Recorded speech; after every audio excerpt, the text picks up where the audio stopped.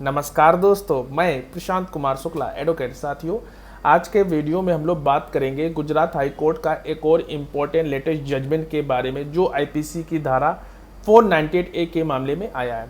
Gujarat high court ने एक फैसले में कहा कि आईपीसी की धारा 498A के तहत अपराध से संबंधित आरोपों पर एक महिला द्वारा मुकदमा चलाया जा सकता है बशर्ते कि वह अपनी शादी के दरमियान हुए उत्पीड़न और क्रूरता की घटनाओं का दावा करें। कोर्ट ने कहा आईपीसी की जो धारा है 498A के तहत अपराध के आरोप तलाकशुदा पत्नी के कहने पर भी लगाए जा सकते हैं बशर्ते वह उन उत्पीड़नों और क्रूरताओं की घटना का आरोप लगाए गए जिनका सामना उन्हें शादी के दरमियान करना पड़ा था।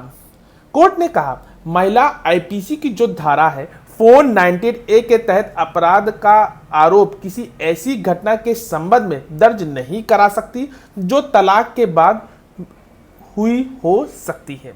एक बार जब सक्षम न्यायालय ने तलाक का फैसला दे दिया है तो पति पत्नी की वैवाहिक स्थिति खत्म हो जाती है और आईपीसी की जो धारा है 498A पति होने या पति के रिश्तेदार होने के पूर्व अपेक्षित शर्त गायब हो जाती है।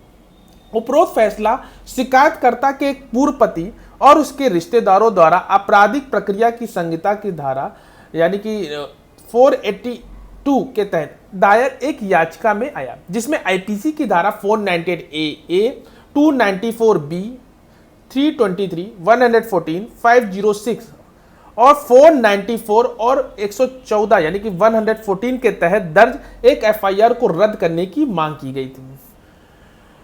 बात यह हुई कि एफआईआर के अनुसार उसके ससुराल वालों और परिवार के सदस्यों ने उसे शारीरिक और मानसिक रूप से प्रताड़ित किया। उसने दावा किया कि यह दुर्व्यवहार इस हद तक बढ़ गया कि वे उसके पति को उसके साथ शारीरिक उत्पीड़न करने के लिए उकसाया।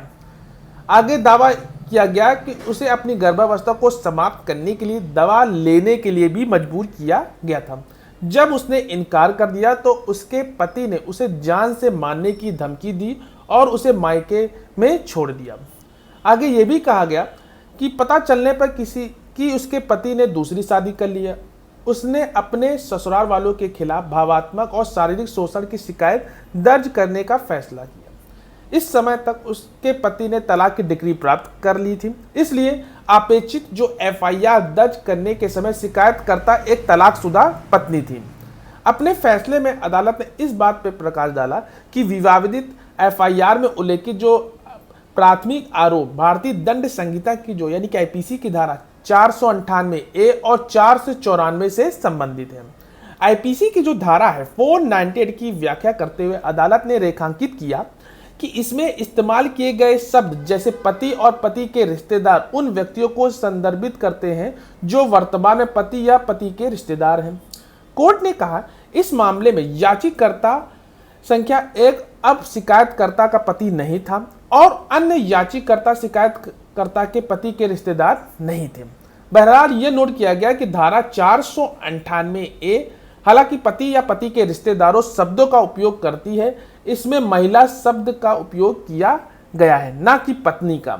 इस प्रकार यह माना गया है कि जो धारा 498A और जो आईपीसी के तहत जो अपराध को तलाकशुदा पत्नी द्वारा बरकरार रखा जा सकता है बशर्ते वह उस उत्पीड़न और क्रूरता की घटना का आरोप लगाए जो कि विवाह के अस्तित्व के रहने के दौरान हुई थी।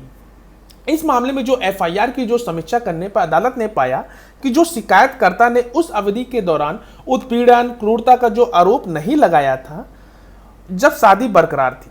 कोर्ट ने कहा कि एफआईआर में ऐसा प्रतीत होता है कि आरोपों का उद्देश्य तलाक के बाद होने वाली घटनाएं थी। एफआईआर की जांच करने पर अदालत ने कहा कि इसमें शादी के दौरान उत्पीड़न या क्रूरता में कथित कृत्यों के बारे में विशिष्ट विवरण का अभाव है।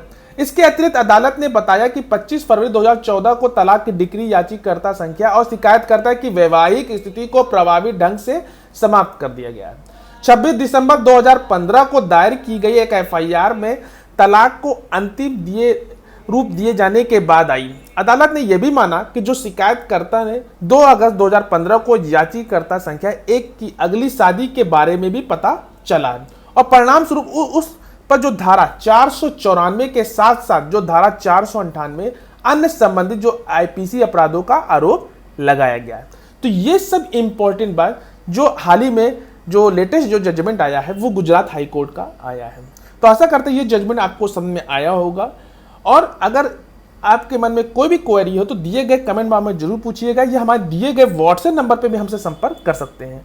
मिलते हैं एक नेक्स्ट वीडियो में एक नेक्स्ट जजमेंट के साथ, तब तक के लिए धन्यवाद।